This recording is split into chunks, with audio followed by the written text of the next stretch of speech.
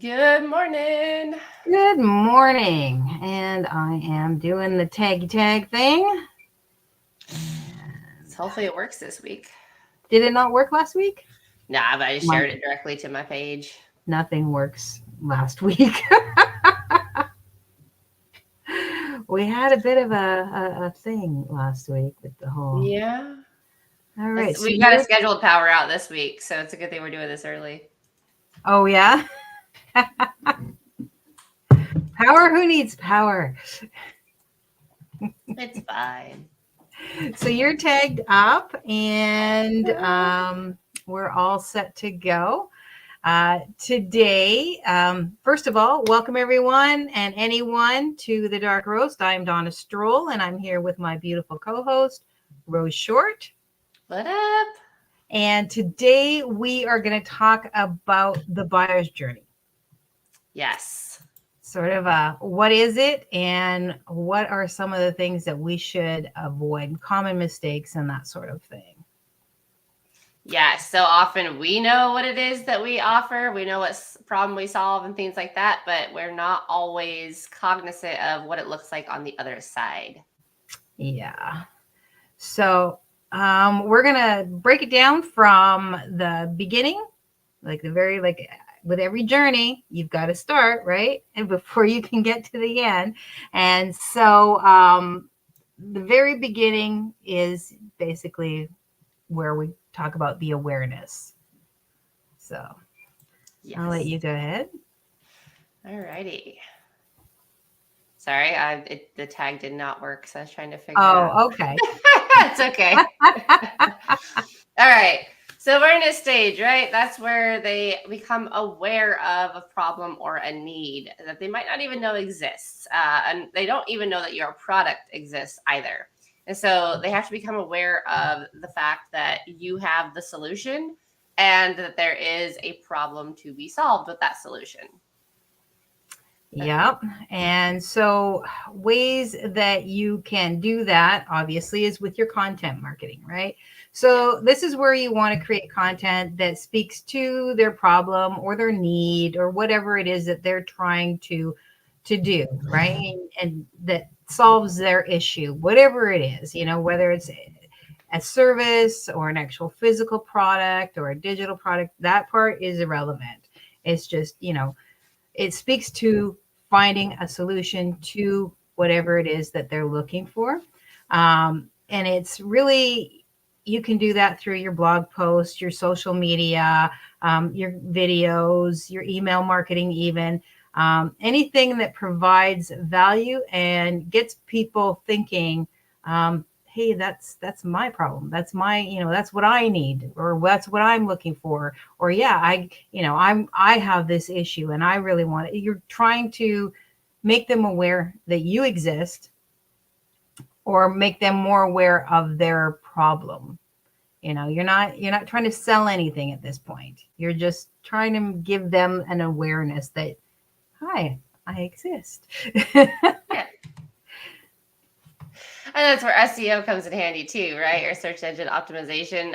You've got to make sure that you're findable and you're findable to the right audience. Like we've talked about so many times, know your audience and know how to reach them. So if someone is searching for that particular problem that you have the solution for, you want to be on the top of those results. And there's a lot of different ways that you can do it. Obviously, relevant keywords, hashtags, meta tags, alt text. All of these can help make sure that when people search that particular problem, you and your solution come up. Yeah. And don't forget your social media ads, right? You can target people who might not know that they need your product, right? But it sort of pops up and then it sort of triggers that little, oh, wait a minute thing. And I mean, your social media ads, you got to make sure that they're targeted so that they're reaching the right people. Because if you just throw out a wide net, you're going to put a lot of money towards people who are just not interested in what you have, or just aren't your demographic in any way, shape, or form, right? So, and I always say with social media ads, know what you're asking for, know what you're wanting to do. Now, right now at that stage, if you're using it for this, it's really just to put you in their minds and you're not trying to sell at this point. You're trying to create awareness. And I think it's really important that people remember what your purpose for your ad is so that you're spending your money wisely. Oh, for sure. For sure. And that's where influencers could also come in handy, right? Because you can work with influencers who are in the same niche or like adjacent niche to help recommend what you have. So let's say, you're in fitness and maybe you have this awesome workout equipment and there's an awesome dietitian you follow. Like you guys can partner together and you can use them to help influence others or get yourself in front of others, right? So like we do it all the time with collaborations, just putting your face in front of a different audience, maybe even though it's the same niche. People who wouldn't have necessarily found you on their own. And then by partnering with that influencer, it helps you build trust as well. Because if they already have trust, then the fact that they're willing to work with you is going to build trust in their audience's mind and maybe, some of your audience as well. Yeah. And that's kind of a nice thing about influencers, right? Is they're lending some of their credibility to you. Yeah. All right. So that's always super helpful. So now we've got everybody aware of their problem or, their need. But now you've got to move them to the consideration stage, right? Or where they're going to think about you.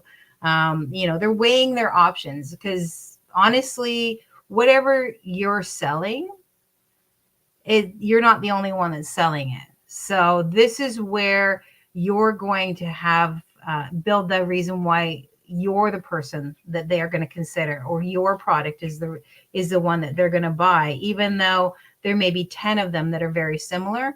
There's a reason that they're going to come to you. So that's where they're in the consideration stage, right? And so they're trying to figure out what's going to be the best solution for them. And so this is where you can offer some educational information, some webinars or ebooks. I mean, not everybody likes the ebooks. Your quizzes, like an example would be like if you're selling eco-friendly cleaning products, you might you might offer a guidebook on choosing the best one, right? And so obviously that's going to lean. You'll see that a lot in blog posts where they'll provide a lot of different options in terms of, like, say, a service, like a web hosting service would be a good one, right? Where they'll give you all the pros and cons of the different ones, but they're obviously going to put theirs in that. They won't specifically say that they're selling it. They'll have somewhere in the bottom that the article contains affiliate links, but they're going to give you really back and forth pros and cons of all of them. And that's sort of where you're giving them options and giving them information. For sure. And then, of course, email marketing is great. I love email marketing. So email marketing is just a great way to not only nurture your leads, but also be able to tell a broader, like, deeper part of your story. So, if the solution you have is a very specific pain point and something that's very emotional for people, email marketing is a great way to be able to share that and connect with that story, because maybe you don't want to put, all of your struggle out on social media, but maybe you're more willing to be a little bit more vulnerable with your email marketing. So capturing leads by offering something of value, like a free quiz, a free discount code, free guide to whatever it might be, digital download, anything like that, is always a great way to grab leads that are interested. And then you use that email campaign to give them more information and see if it's really the best fit for them. Yeah. And then back to the ads. Okay. And this is where you can do retargeting. That's great. Thank you, Mustafa. He states that he feels that social media ad campaigns are better. And so again, so retargeting ads, that's exactly where we're at now, where it's simple. Like, you've gone and looked for something online, and the next thing you know, there's ads 100% for that exact thing. And you're like, what? Are they listening to me? Are they tracking me? Well, yes, they are. 100%. But that's the point, right? You know, it's a strategy. It's a way to get you in front of people who are looking for that specific thing that you have. Mm-hmm. Yeah. And it reminds them, right? Maybe they like visited it 2 weeks ago and then they forgot, or they did what we've done and saved it and not got back to it, or got back to it way later. The retargeting ad is going to be that refresher, that reminder of like, hey, remember you were looking at this. Maybe it's time to revisit this. Yeah, and then it also gets them back. It reconnects their awareness, but it also gets them more involved in the consideration process of you, of why are they looking at you? Well, because let's face it, the more you're in front of somebody, the more likely they're going to start looking at you as a more viable option, unless you're like really off-putting, right? Right. Because that does happen too, right? You see those ads and you're like, get off my damn page. But if you're connecting with your people and they're seeing you more often than they're seeing other people, then they are going to, you're going to be higher on their options list. All right. And another thing you can do is like case studies or testimonials. If you've got some history, that's a good way to share some information without selling. You're still not selling. You're just letting people know either case studies about your product or your service, how it's going to benefit them, or you've got testimonials where people have used your service or product and how it's benefited them. You're still not selling. You're just putting that information out there, because people look at reviews. I know that when I look at a review, and whether it's for a course or a service or any of that kind of thing, the first thing I do is I go and I Google it. I want to see the reviews. I want to see what people are saying about it. I want to know everything about it first, because if I'm going to invest in it, I want to know that my investment's not going to be just throwing money out the door, or it's not going to be what I actually wanted. And so I do a lot of research that way before I buy. And that doesn't matter whether it's a course or, a new air fryer. It really doesn't matter for me. It's the same thing. I want to know what other people say first. See, that's funny because I don't do the reviews, because you're more likely to leave a review if you're pissed off than if you liked it, right? So like I take all reviews with a grain of salt, because I don't expect most people with good experiences to leave a genuine review. But one thing that we do with real estate, with open houses, is we'll have 2 agents there at a time. That way, we'll kind of like feel out the client, see who we think it's going to be a good fit for, and then the other person will talk up the agent that we think they'll fit. Because when you're talking about yourself, it's bragging. When someone else is talking about you, there's more trust in it, because it doesn't come across as bragging or like a hidden agenda. So like we use that tactic a lot, because like you can talk about how great your service is all you want, but somebody else talking about how great you and your service are is just going to up the know, like, and trust. Yep. That's why I have to do research when I do reviews, because I want to see the overall. And you'd be surprised at how many people will give positive reviews, especially in places like Reddit, because they will tell you straight up, no, this sucked. But you'll also get a lot of people, like you'll get both sides. And that's where I weigh it, because yes, you're right. More people will complain than will promote, because it's easier to complain. We're sort of set for that. So if I can see something has lots of really positive reviews with the negative, then I'm much more likely to look at that. And it's the same with testimonials. And I don't just take testimonials at their face value, because people like to lie. Oh yeah. So this brings them to the last stage, right? Which is the decision stage of, are they going to use your solution or not?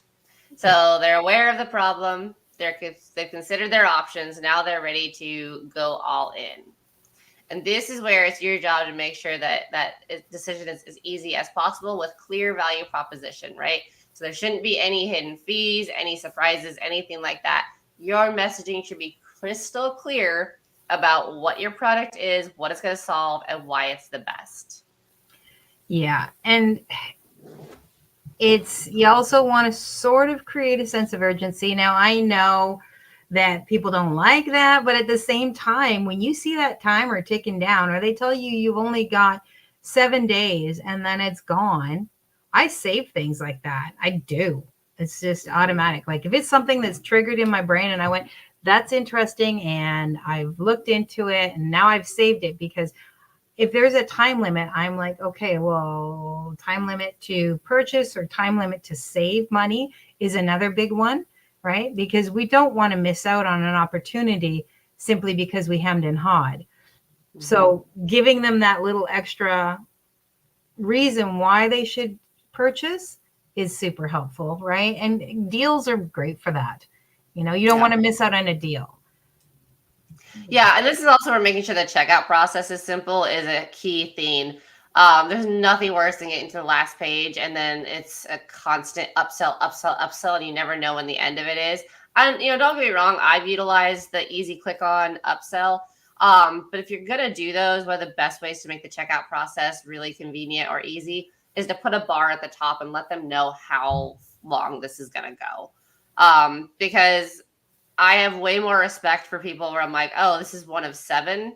Cool. Versus the one that doesn't have anything. And I'm just like, when does it end? And they make the no so small that it's almost hard to find and you almost click off the page. So there is bad ways to go about it. But again, you could have multiple value added upsells. Just make sure it's clear that there is an end in sight.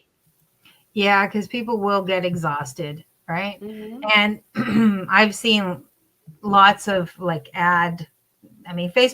does a lot of sponsored posts, right? And if you start reading the comments, because I always like to see the comments and see what people are saying, and that the first probably 5 are bullshit anyways, right?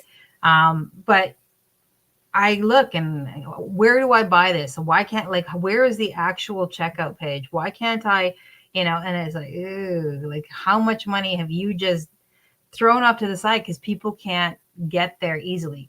If they're ready to take my money, they don't want to have to jump through hoops to give you their money. They were ready to give you your money when they landed on that page. So make it easy for them, right? Yeah. I think a lot of people get in the thick of it of trying to make sure they're given a lot of information. And that's the problem is the first 3 pages are information. It's like, no, you already sold me with the ad. I don't need all this crap. Yeah, just give it to me.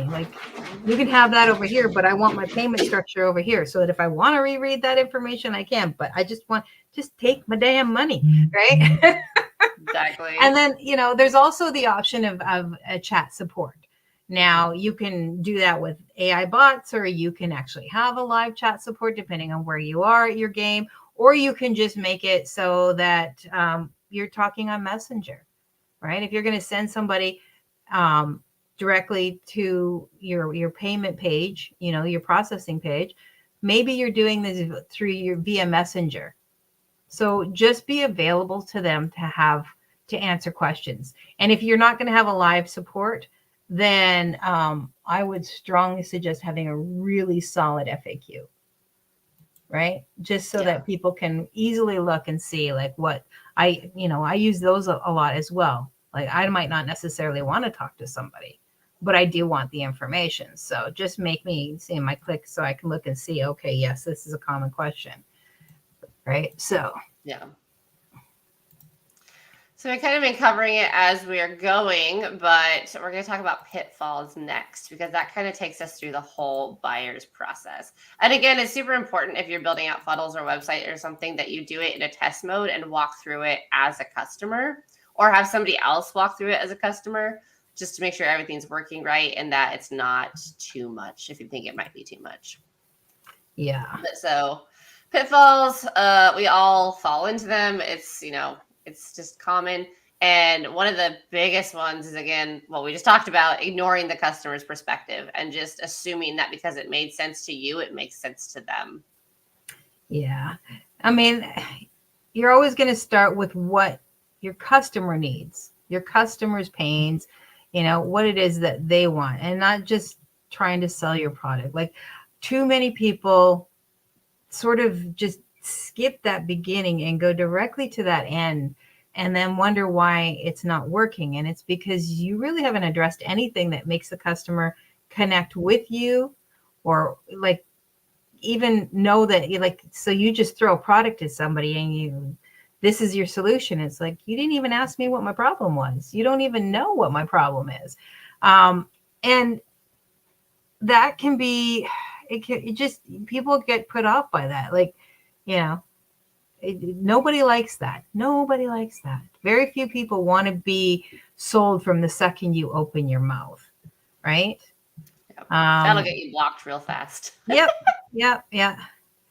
And so that's, you're skipping the awareness stage straight off the bat, right? It just, nobody wants that. It's just, I don't even know how to say that any better than that. Don't do that. Yeah. And that happens a lot in Messenger, I find, especially with newbies. And I get it. We were all new at some point. And so we all make the mistakes. It's not, hi, want to buy my thing? Hi, I see you're an affiliate marketer too. Have you heard of this? So, trust me. Yes, we were all sold the same script originally, but it's the time for that has passed, thankfully. Absolutely. And then what we just talked about as well is overloading the consideration stage, right? Like giving too much information. And this is one of the spots where I do struggle, because I am very much one of those people, like, I know what I'm talking about, but I know that I suck at explaining myself. But you should still know what I'm talking about. Like, it doesn't make sense. And when it comes to marketing, that is a hard hurdle to go over. And that's why, like, I reach out to so many people and I'm like, hey, look this over. Does this look right? Does this make sense? Because I'm constantly in my head with this one. But over explaining can drag out the consideration stage, and it can almost give them analysis paralysis, where it's just too much information. And they're looking at this long page of text, and then the other one is, very simplified, like bullet points. And they're like, okay, I'm going with that one because that one's way more clear. And like, this sounds really scientific and legit, but I don't know what I'm reading. Yeah, that's why your focus should be on benefits and not on features, right? Because benefits allow you to break it down into smaller pieces. Your features may be amazing, and you can provide all those features once the product's sold, or if they ask you for more details, that's, those are conversation options that you have that really help fill that out for the right person. But when they first get there, or when you're first, when you're really building that consideration space, they just want to know what it's going to do for them. Right? They just want to know how this is going to benefit them, how this is going to solve their problems. They don't really care the deep down hows. Like, they don't care how the rocket's built. They don't care what the components are. They want to know that the rocket's going to get them, to the moon or to Mars or whatever. That's all they care about. They don't really care about the rest of it. They want to know they're not going to die up there. Right? Yeah. State of the art. That's important, not, this is all the components that are state of the art. We don't give a crap about that. It's got 3,000 quarter-inch Craig screws holding every, they don't care. Won't burn up on exit or reentry. Yes. Right? Yeah. Love it. And then again, the decision stage, right? Like, clear CTAs. The button should say what it is, right? If it's a subscription, put subscribe now. If it's a one-time offer, put buy now. If it's a half off, get offer. Like, make it very clear, and make sure that they for a second though. Oop. Am I back? You're back. Okay. Make sure that it's consistent throughout the page. And then again, very simple and easy checkout process. It doesn't mean that you can't do upsells. It doesn't mean you can't have add-ons, but just make it clean and very clear when it's going to end. And then again, just live chat if they need it. Yeah. And don't forget about your personalization, right? We tend to do, one size fits all. And as a plus size woman, I can tell you that's not true, right? So email is a great place where you can do some personalization, right? And use the data, use the information that you get, right? So again, using your analytics, helps you to personalize your message and make sure that, when it's going through and people are going through, like, know if you're who you're dealing with. So if you have somebody who's more, if your clientele base is much more scientific based, then maybe, yeah, they're going to want more of that information. But, know who you're trying to reach and how to best provide that checkout process, or however you're doing it, that sale, that final purchase process. Make it easy for them. Make it feel like you're talking to them, that you're not just throwing it out there and they could be anybody. You want them to make it feel personal to them, because that's like your thank yous. Your thank yous are going to be personalized. You want to make sure that you're giving a thank you. Hey, thanks so much for joining us. Don't forget to do this or check out that, or, giving them those extra little bonuses at the end, that kind of thing. Yeah. And of course, in today's age, make sure you're optimizing for mobile. It is so easy, and we've all done it, to get really lost in the rabbit hole of like, this looks great on desktop. This is amazing. And then you go look at the mobile view and you're like, why are my buttons on top of each other? I can't even read that, but that one's really big. And what's going on with this image? It's really distorted. Make sure that you are doing the check on mobile as well, and make sure that everything is optimized for mobile. And if you are somebody who does primarily mobile stuff, don't forget that some people also use PC. I think that it's important that we recognize that it's a cross-platform. Yes, because you do definitely have to. I use PC a lot just because I don't like tiny little spaces when I'm trying to work, right?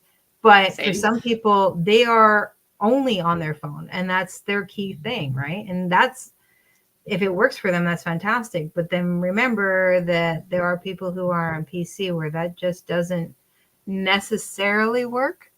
But yeah, as we said last time, and as we've said many times, pretty much everything that you build on has the option to view it in multiple formats, so that you can make sure that what you're putting out there is optimized for each platform. Yeah. Yeah. And if you run into, once you've optimized it for mobile, the desktop version gets kind of ruined, maybe rethink how you're structuring it. And instead of trying to fight it, make it work for both. So I know sometimes if you do the columns on one and you don't do it exactly right, when you do the columns on the mobile, it like shifts everything over and it looks really weird. So make sure that you're utilizing those element builders right as well. And then a really good free tool is Clarity. To like what it'll heat map your website. It'll show you kind of how people are scrolling, where they're trying to click, where they're not, things like that. It'll give you a heat map and a really good idea of, is the information here actually getting read? No. Okay. Well, let me remove that then and maybe put it in an email, and let me make it a little bit more easy, because like people are stopping halfway through. So everything underneath doesn't even matter. Right. I like that. I think that that's a great idea. Knowing where people are stopping. Like for me, I read the first top, and then a lot of times I just scroll to the bottom, because there's too much. And especially when you're on mobile, what looks like not that long on the PC can be endless. It can be pages and pages of scrolling down to get to where you want on the mobile. And unless you're determined as a buyer, that can be a real turnoff right away. And load speed really comes into play there too, because, so often, and again, we've talked about keeping it simple, but so often people want the carousel in the back that's constantly moving, and it's videos, and it's this, and it's this. And for every half second of load speed, your customer retention halves as well. So make sure that you are, optimizing for load speed as well, especially for mobile, because mobile will tend to load slower than desktop. Yeah. Well, because it's, most people are on Wi-Fi or hotspots. So yeah, exactly. Yeah. All right. So there you have it, folks. That is your buyer's journey from, the very first step, the awareness step, all the way through to purchase. It's about guiding your customers, right? You're not dragging them. You're guiding them. You're showing them the path, and you're like that sage, that comes along the way. And it's like, oh, just a few 4 more feet this way. And oh, look at all this beautiful garden here. And, and so on and so forth. You are taking them on the journey. It'd be like if you were, storytelling. We use that a lot. It's very primary in marketing. So the story starts as once upon a time and, the end. But your goal is to get them in that whole process and make it feel really natural, comfortable, and personalized for your particular person, the people that you're trying to reach. Exactly. And the journey begins. Big bad wolves are knocking on the door. I love it. All right, guys. Next week, I'm so super excited to talk about this one because I think this is extremely important and I love it. And so we're going to talk about managing finances as a marketer, how to budget and invest wisely. Because this is one that, you've got the people who are like, well, you need to invest now and don't even think about it because you're going to make the money back. And you have the ones that are, nickel and diming and wanting not to spend anything. I think it's really important to find that balance. And we're going to talk about how to do that. Yeah. And also, once you're in it, once you've made your investments, how to properly budget and know where to further invest, not only into your business, but into your future. Yeah. So don't just go spend all the first profits. Yeah. I'm going for a coffee. Damn it. I worked hard for this coffee. All right. So thank you, everyone, for joining us today. If you enjoyed this episode, don't forget to subscribe, hit that like button, and leave us a comment because it really does help us out. It helps us grow. It also helps us know what's resonating and what's not. Yes. Yeah.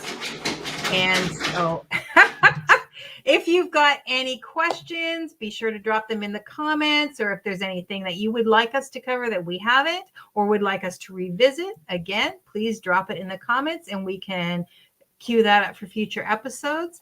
Obviously, you can hit us up on social media. You can talk to Rose. You can talk to myself. We're both here on Facebook. We're both here on Instagram. We're both on Threads. So, you can find us pretty much anywhere. I'm sure I think we're both probably on TikTok too, and Pinterest, and God knows what else. We're LinkedIn, everywhere. YouTube. Yeah, everywhere. So we love hearing from you and we love to be able to help you out. So don't forget to that. And I will be putting a link to our YouTube channel in the comments. And also, what was the other thing that I was going to say? Oh, I lost my brain there. It was gone. It was in and then it was gone. But I will do that. Oh, yeah, Clarity. If you wanted to drop a link in the comments about Clarity, just so that people have that information, that would be super helpful because you do talk about it. And so it seems like something that people could use. I think it sounds like an amazing little tool. I was honestly, when I found out about it, I was very upset that no one had told me about it prior. You know what I mean? Well, yeah, because how useful is that to know where people are leaving your page, right? So yeah. And this is not an affiliate link, guys. This is just a normal link. So all yep. Right. We usually will do, we will always tell you if it's an affiliate link. So yes. All right, that's it for today. Again, I hope everybody has a great weekend, and thanks so much for joining us today. Thank you, Mustafa, for your statements. I really appreciate your engagement. And we will see you all next week. Have a good Friday.